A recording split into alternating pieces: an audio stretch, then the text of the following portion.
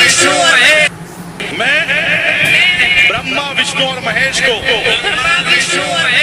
कभी ईश्वर नहीं मानूंगा और ना ही उनकी पूजा करूंगा।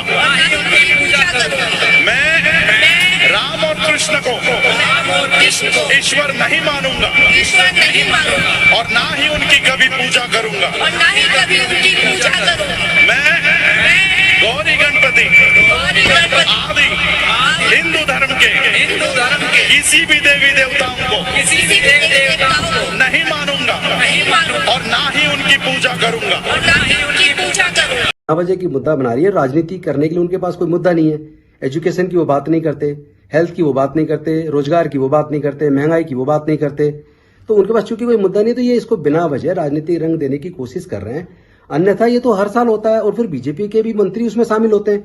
परसों नितिन गडकरी भी उसमें शामिल हुए, रामदास अठावले भी शामिल हुए दीक्षा के प्रोग्राम में नागपुर में। तो उसमें गलत क्या है? और उसका कोई राजनीति से मतलब नहीं है। ये तो धार्मिक आयोजन होता है बौद्ध धर्म के मानने वाले अनुयायियों का। उसमें आप जो शपथ चल रही है उसमें ये कह रहे हैं कि मैं ब्रह्मा विष्णु महेश को नहीं मानता हूं, मैं गौरी गणेश को नहीं मानता हूं, तो उसको लेकर जो है मुद्दा बनाया एक्चुअली 22 प्रतिज्ञाएं डॉक्टर बाबा साहब अम्बेडकर जी ने दिलवाई थी 1956 में, और वो 22 प्रतिज्ञाएं पूरे दुनिया के अंदर दीक्षा के प्रोग्राम में दिलवाई जाती हैं। उसमें किसी धर्म के खिलाफ नहीं बोला जाता।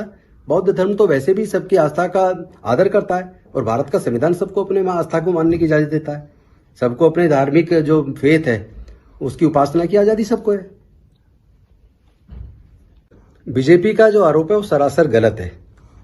1956 में चूंकि पूरी जीवन डॉक्टर बाबा साहब अम्बेडकर जी ने जाति की वजह से उत्पीड़न झेला, यहां तक कि उनके सामान को बाहर फेंक दिया गया बड़ोदरा में 23 सितंबर 1917 को। वहां उन्होंने संकल्प लिया था कि मैं अपने पूरे समाज को हजारों साल की गुलामी से आजादी दिलाऊंगा। पहले उन्होंने इस सामाजिक व्यवस्था में जिसमें कोई जन्म से नीचे कोई जन्म से ऊंचे, उसमें सुधार का प्रयास किया। लेकिन जब वो विफल हो गए तो 14 अक्टूबर 1956 को उन्होंने बौद्ध धर्म की दीक्षा ली और अपने लाखों अनुयायियों को उन्होंने 22 प्रतिज्ञाएं दिलवाई। और वो चाहते थे कि भारत बौद्धमय बने। जो बुद्ध का धम्म भारत से पूरी दुनिया में गया और वो शांति का और मानवता का धम्म है। वो धर्म में और धम्म में अंतर है। धम्म का मतलब जो वैज्ञानिक दृष्टिकोण से और प्रज्ञा पर आधारित ज्ञान और बुद्धि और विवेक से जीवन के फैसले लेना और हिंसा ना करना, नशा ना करना, व्यभिचार ना करना, झूठ ना बोलना, इस तरह का संकल्प उन्होंने पूरे समाज को दिलवाया था 14 अक्टूबर 1956 को अशोक विजयदशमी के दिन।